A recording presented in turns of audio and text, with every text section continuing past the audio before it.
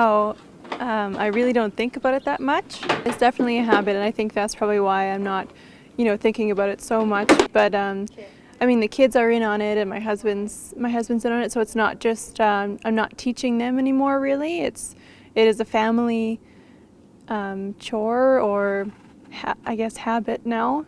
I think it is becoming a habit, and I think that come the spring, when they start to see some results, it will become even more reinforced. It's really not that much work at all. I don't think about it now as much as I did in the beginning in summer. I think because I was learning so much and I was new to it.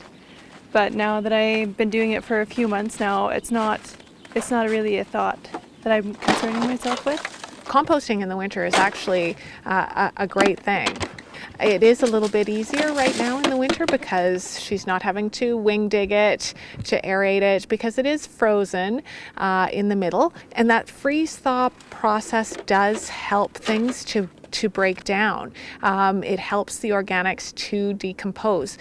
And you got to take your garbage out once a week to the back anyways, so bringing your kitchen catcher, it's not any more work really than if you're already recycling and taking your garbage out. So it's no more of a workload.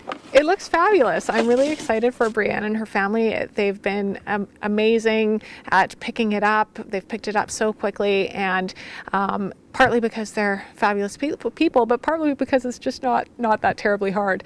This is something that an average family can do and can quite easily incorporate into their life. This morning there was a challenge. The challenge would be make sure you tell your spouse that your browns are for composting and not for garbage, and so you don't have to go digging through the snow for more browns.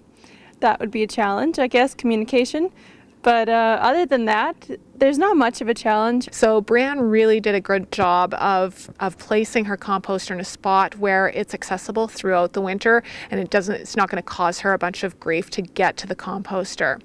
Once you understand that there's really no hard rules to it, like you can have a couple browns in with your greens, like if you have dried up flowers or whatever, cutting them up in your kitchen catcher. There's no rules that you have to follow, to the letter. I mean, as long as you're doing pretty much 2-to-1 for your browns and greens, it seems to be going okay. I guess we'll find out in the spring. So one of the problems in the winter is that the composter will fill up more quickly and you'll run out of space. Yeah. So it's great if you can either harvest before the winter so that you've got an empty composter to work with, or you can store your greens and so on in a 5-gallon pail that you can add in the spring when you empty out your composter. It's not as nearly as difficult as I thought it was. Coming up in our next episode. Have you got your wing digger handy? Yep. The spring season has arrived and the transformation of the composter has begun.